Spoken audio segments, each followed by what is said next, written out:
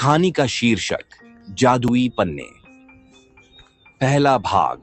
खोजौस अली 12 साल का एक जिज्ञासु लड़का पुरानी और धूल भरी किताबों की दुकानों में घूमना पसंद करता था। एक दिन वह एक प्राचीन किताबों की दुकान में गया और उसे एक अजीब किताब मिली जिसका नाम था खोई हुई लाइब्रेरी। जैसे ही उसने पहला पन्ना खोला, चारों ओर से सुनहरी रोशनी फैली और कमरा घूमने लगा। पलक झपकते ही वह एक जादुई जंगल में पहुंच गया, जहां ऊंचे ऊंचे पेड़ फुसफुसाते हुए बातें कर रहे थे।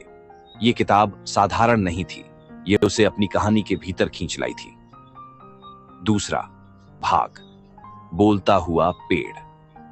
जंगल के बीच में अली ने एक प्राचीन पेड़ देखा जिसकी आंखें थीं।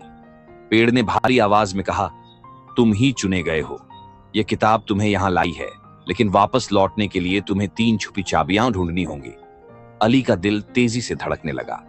अचानक जमीन हिलने लगी और पेड़ की जड़ें उसकी तरफ बढ़ने लगीं।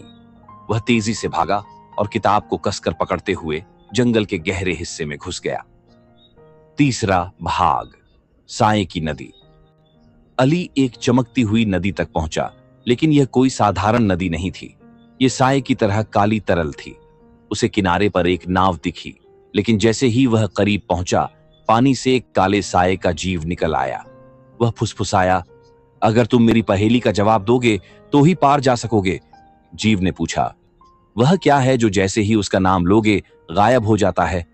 अली ने बिना सोचे जवाब दिया, चुप्पी। वह जीव हवा में घुल गया और नाव उसके पास आ गई। अली नाव में चढ़ गया और नाव उसे साए की रहस्यमयी नदी के पार ले गई। चौथा भाग। गूंजों की गुफा। नदी पार करने के बाद अली एक गुफा के द्वार पर पहुंचा। किताब फिर से चमकने लगी और उसे भीतर जाने का संकेत दिया।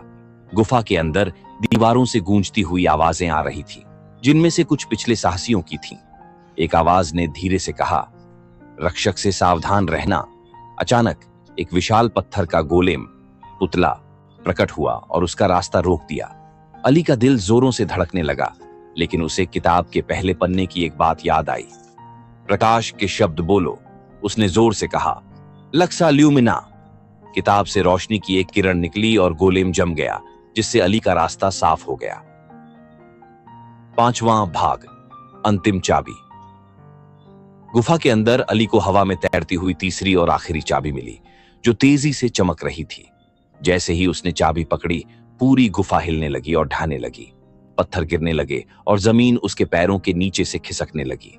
अली पूरी ताकत से भागा और किताब ने उसका रास्ता दिखाया। जैसे ही गुफा उसके पीछे ध्वस्त हुई, वह बाहर कूद गया।